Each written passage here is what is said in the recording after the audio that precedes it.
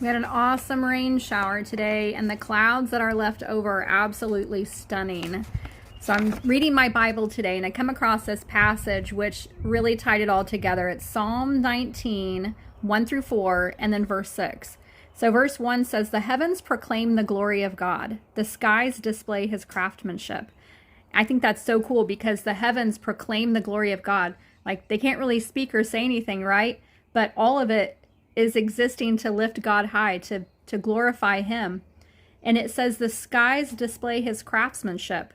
Well, if you're wondering how he made it, just go to Genesis 1. It tells us how God made it all. He's the painter. He's the artist. He's the creator.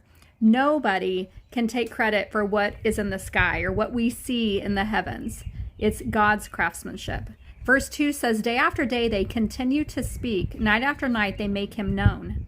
Which is really interesting. The skies speak, the heavens speak. What do they say? They're singing God's praises. They're glorifying God. And yet it says in verse 3, they speak without a sound or word, and their voice is never heard. Isn't that funny? They speak without words, but we see this and we know this, right? We can look out and see the cloud formations. When it's storming and we hear the thunder, we can look out and see lightning. We love to look at the sunrises and the sunsets and the rainbow after it rains, right? We look up and see the stars at night and all of the planet formations, the sun and the moon.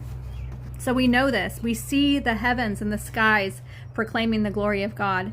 In verse 4, it says, "Yet their message has gone throughout the earth, and their words to all the world.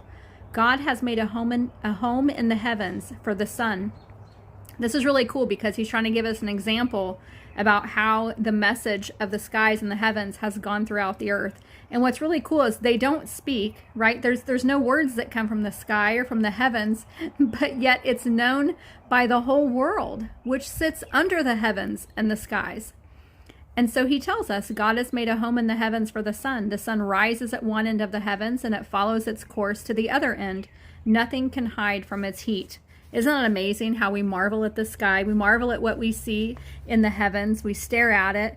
And yet 24 hours a day, 7 days a week, 365 days out of the year, it's showing us and pointing us to the fact that we are not an accident. And this world did not create itself. The heavens and the skies are witnessing of God, even if people refuse to. And all of it points back to verse 1 of Psalm 19, proclaiming the glory of God, putting God's glory front and center. Isn't he amazing? Isn't God's word amazing? Even his creation worships him.